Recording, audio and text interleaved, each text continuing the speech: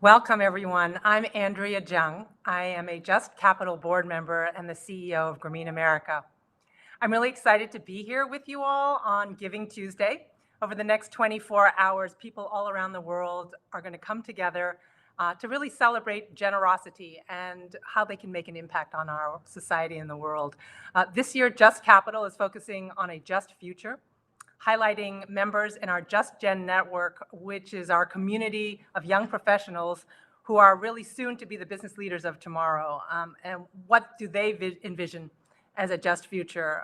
What should corporate America look like? And we really want to hear their thoughts, their ideas, and their solutions so that we can push companies and the market to do more, to do better, and to be more equitable. So I'm very, very excited to be able to speak with two women who are a part of this collective to chat about what they envision a just future will look like in the context of women in the corporate world. And so really, really excited to introduce our two panelists, Tonna Obaze. She's the Chief of Staff and Investor at Harlem Capital. And Juan Palisoul. She's a Special Assistant to the Undersecretary of Defense for Personnel and Readiness. So welcome, both of you. So it's great to have this conversation. I think that just as a reference point, I think we all know that the underlying thread is that America is really dealing with significant economic and societal challenges now more than ever. Certainly it's been exacerbated by the uneven pandemic, and just given the news of the last 2 days, I don't think we're out of it anytime soon. So it's really undeniable that the private sector really needs to step up and has to play a critical role. So the pandemic's impact on the economy were devastating, but everyone knows that this is sort of the she session and that millions of American women in particular, moms in particular, have been affected.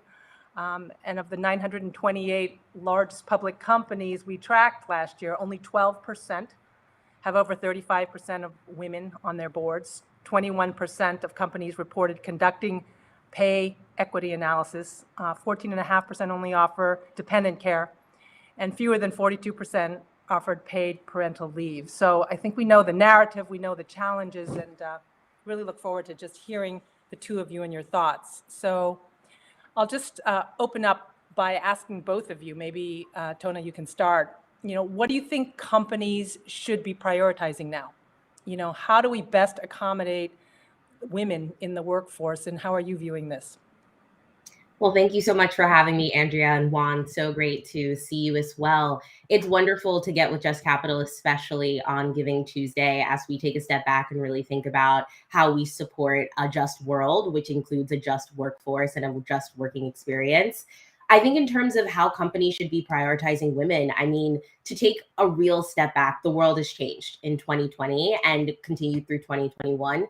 People's priorities have changed. So I think, as always, it really starts with having a conversation with the women in your workforce, which begins with making sure they're there. So if you're not focused on hiring and recruiting diverse populations, not just at the bottom, but also at the top, I think that's step one. But when you think about retention, really making sure that you're including diverse population, I think it starts with having a conversation, bringing them to the table and asking them, what does your life look like today? If you're a mom, what is your childcare situation? If you're a young adult woman and you're looking to build your career, how has your career trajectory changed as options have changed with remote work and new professions and industries that have come to boom in COVID? So I think when it comes to, again, accommodating women in the workplace, it's taking that step back to treat women as people, to recognize that we are all human and we all have priorities, both personal, professional, emotional, and mental. And as we've all learned, health-wise as well. So I think it's having that conversation and asking people what their priorities are, and then doing your part as an employer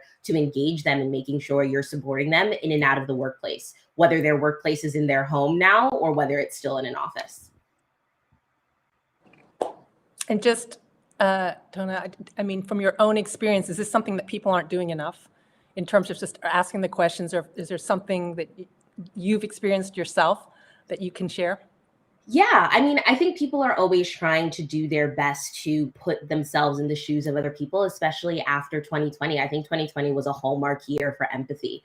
I think when we talk about essential workers, when we talk about the COVID pandemic, dealing with elderly parents and elder care, dealing with children, everybody really, as we say on the Zoom screen, kind of pulled the curtain back on your home life and your professional life. So I do think that it became more front of mind as leaders were seeing the interpersonal lives of their employees. But I think when it comes to accommodating women in the workforce, it's always been about the fact that the leadership and the representation, as you said, 12% of women on boards, it's not reflective of the population. And that's not just from a gender standpoint, but that's also from a racial standpoint. So it does take a lot of empathy and learning to be able to put yourself in the shoes of other people. And I think that's where we're growing. I think that's where, as we continue to make it top of mind, not just when there's a new COVID variant, but every time you're making a decision, every time you're working with other people, really viewing them as a whole person. So I know that I have always felt super fortunate working at Harlem Capital. We are a diversity-focused investment firm. We focus on investing in diverse founders and entrepreneurs.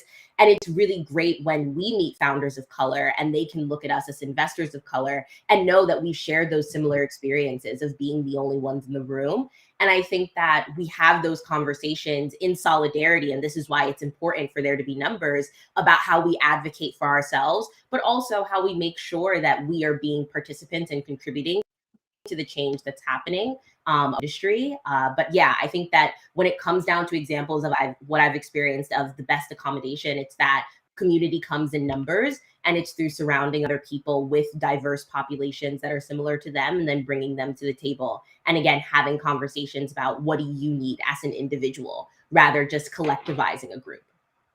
Absolutely. Juan, what are your thoughts? What do you think companies should be doing at this point to prioritize and accommodate women in the workforce? Well, thank you again for having me. And I'm echoing Antonia's sentiments. This is exactly what a lot of companies are looking into, investing in their talent pool. And when you have diverse talent, the return on investment has been demonstrated time and time again, statistically better, outperforming those are homogeneous. And when we're looking through the lens of women in the workforce, we often see that not only are they juggling the challenges at work, they're also juggling work-life balance and taking care of not only their children, but also elderly parents. And so in these recent times, when we saw just in a month ago, over 4 million people have opted out of the workforce, the great resignation, it really signifies that we need to do something more strategic and targeted in honing the talent pool, retention, and more importantly, investing in that talent pool. Ultimately, it's corporate America that has the greatest, I would say, flexibility and the efforts and the resources to make these changes. And we see across nations, it isn't something that's only happening in America, but it's happening on a global level.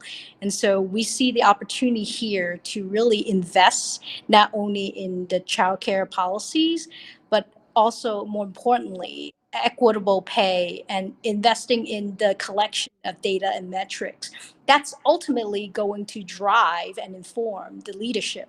And so this is a once in a generation opportunity. So I highly encourage those who have not looked into JUSTGen and also Just Capital's rankings. It's so important to continue looking through what we can do collectively and being champions of change.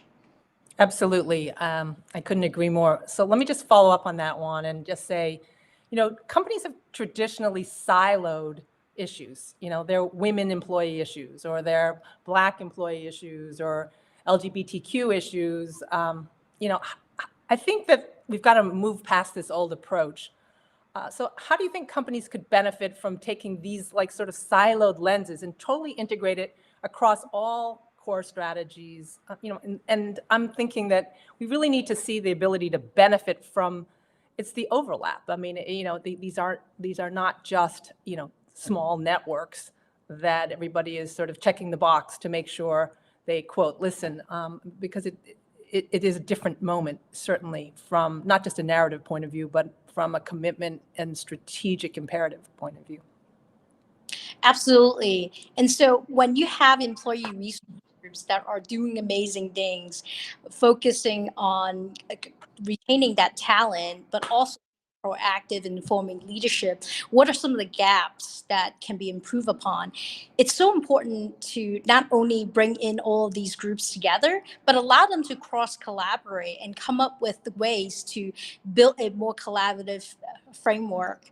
And so what I've seen in best practices in some of these corporations, they encourage and promote collaboration among those groups.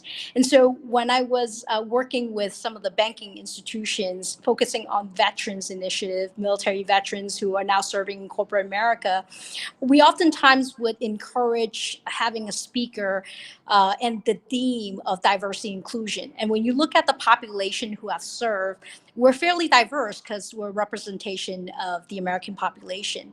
And oftentimes we would have a discussion about diversity and leadership, but from multiple lenses, not only from a veteran's perspective, but more importantly, women who have served, women who are serving corporate America, and discussing these really tough issues such as childcare, equitable pay, paternity leave, and how do you care for those who are who have served and who have disability, and focusing on things such as mental health and well-being.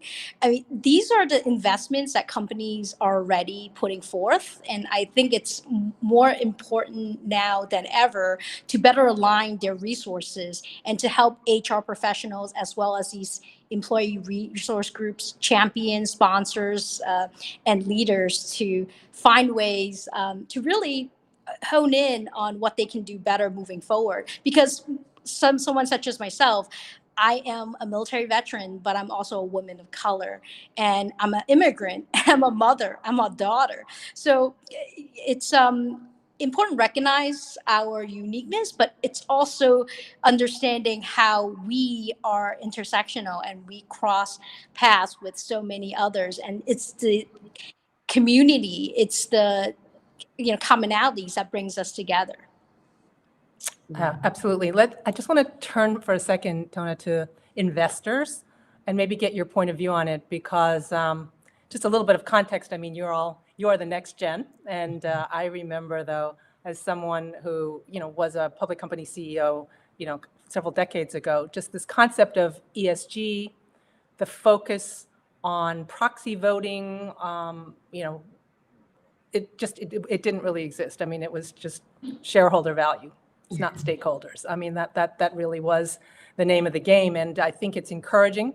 The glass is more than, I think, half full. And 2021 has certainly seen, in my mind, a tipping point for investors, growth in ESG funds, focus on the environment, not just sustainability, but living wages, all the things that we're talking about, and this concept of tracking human capital metrics, not just financial metrics, in America's largest companies. So I do think it's a moment, but I'd love to hear your thoughts on, why we really need investors to care about this equally. Pay equity, representation, childcare benefits, why these are as equally as important as, sales and profits. And are you seeing more of this in the work that you're doing? Absolutely. I mean, to really take a step back, what's been most wonderful is that we now have the language to discuss topics that have always been important. The environment's always been important. Pay equity has always been something on people's minds. But it's really interesting now that what we're seeing is the prevalence of people talking about it. Even when you look at corporate quarterly earnings calls, the number of times people are mentioning ESG, sustainability, diversity, and inclusion is really increasing. So the first thing I will say is investors care about what the market is talking about, what's moving the market, and diversity and inclusion and ESG is definitely part of that. We saw the bull run in 2021, 2020, in terms of ESG funds doing remarkably well when the market was down. So that was one thing that really did pique investors and all around the industry's concern around, wow, this isn't something, ESG is not something that was just part of a bull market. It is something that in a bear market can be very, very helpful for a portfolio.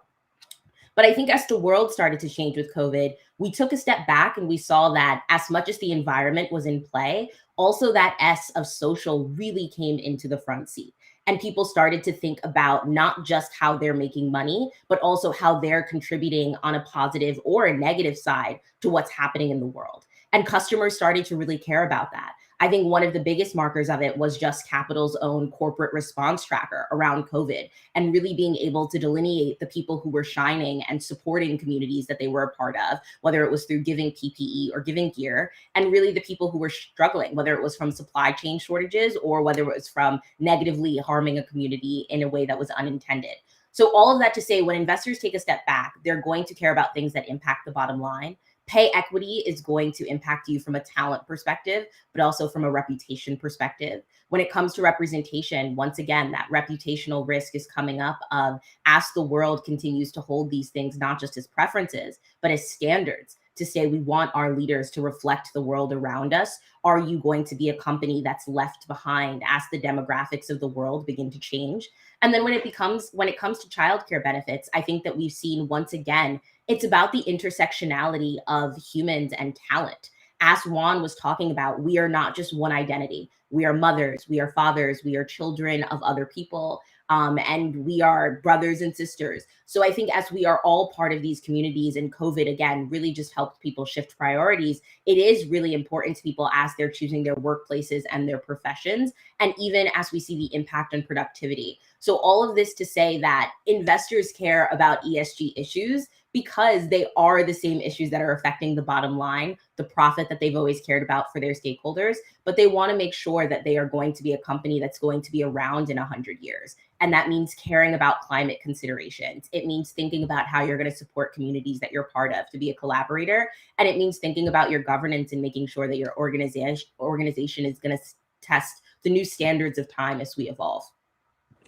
Yeah, you mentioned the fact that this is really pretty much of an inflection point. I mean, the pandemic and COVID certainly exposed the depth of the inequality, right? I mean, the racial inequality, the gender inequality, the silver lining being that, we can't go backwards. I mean, that this is a moment now, and this Giving Tuesday sort of puts a spotlight on the fact that this is the time. I do think, I'm personally optimistic that finally we're at a moment where I think corporations can make great strides. So any last comments from you? I mean, both of you are the future generation of leaders. You represent everything that we just talked about. I mean, Juan, you talked about being an immigrant, a mother, a veteran. I mean, just you're living, and we want to walk in those shoes and being able to provide leadership now to society. Any last thoughts in terms of sort of the mandatory moment that we're in to start making a difference? Yeah, I mean, when I take it's interesting to think about when we see this moment and people talk about it being longstanding, what that takes. And for me, it's always been about culture, about conversations, and about capital. And we're really seeing the intersection of those three things. So when you look at culture, people are changing policies, whether it's around work from home, remote, your childcare policies, or really just how you support mothers. As policies are put into place, that will change the culture in the long term. So make sure that as you're having those conversations, meeting those people where you are in your corporations, that you're making sure that that's being institutionalized into culture. And then I think what's also really exciting from the investment community and from the corporate community is that we've seen so much capital go towards, whether it's diverse founders, whether it's diverse emerging managers, or even just diversity pledges. And while we know it's a drop in the bucket, I mean, most diverse founders and diverse communities are still receiving 1% to 3% of all funding that's going out, especially in venture capital. I think that what we're realizing is as more and more money goes towards focusing on these initiatives, building long-standing programs, getting creative about your collaborations, once again, we'll see the intersection of the culture, the conversations, and the capital. And I really do have large hopes for how that will benefit our larger community in the world. Absolutely. And I wholeheartedly believe in all of the executive orders that have been put forth by the current administration, specifically investing in underserved communities. The Small Business Administration has already instituted a number of policies that have been determined as supporting efforts focusing on those, particularly women-owned businesses, minority-owned businesses, hub zone-owned businesses.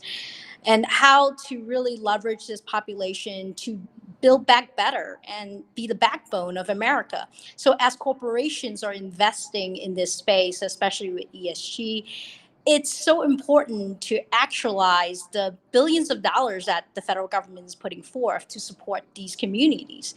And at the end of the day, when you have co-investing from the federal government, those corporations are set up for success. And so holistically, we see this as helping shape and change and bring out the poverty level that we've seen traditionally at unserved communities, and more importantly, allowing them to be financially independent moving forward and starting businesses, investing back into the communities that they come from, and ultimately building a stronger America. Thank you both. I mean, what a wonderful discussion. I am so inspired by JUSTGen leaders and how hopeful we all can be, given that women and leaders like yourself can really help make the changes that we all want to see. So thanks, everyone. Again, appreciate your support, and make sure that you participate in what we have as a very exciting 2022 for Just Capital. Rankings are coming out in January. We're going to have more announcements from our Worker Financial Wellness Initiative, our corporate racial equity work, and certainly make all the research that we're going to make available in terms of the women's issues that we're discussing today. So I'm an extremely proud board member. Please consider making a gift towards Just Capital. Every single dollar makes a difference. The work that corporations are doing, supported by all of the research and the momentum that Just Capital has created over the last several years, is extremely exciting, and we are all destined to make sure that corporate America prioritizes workers, wages, racial equity, the environment, and all the issues that we know we need to take on to make this a better world. So appreciate everybody tuning in, and have a wonderful Giving Tuesday. Thanks a lot.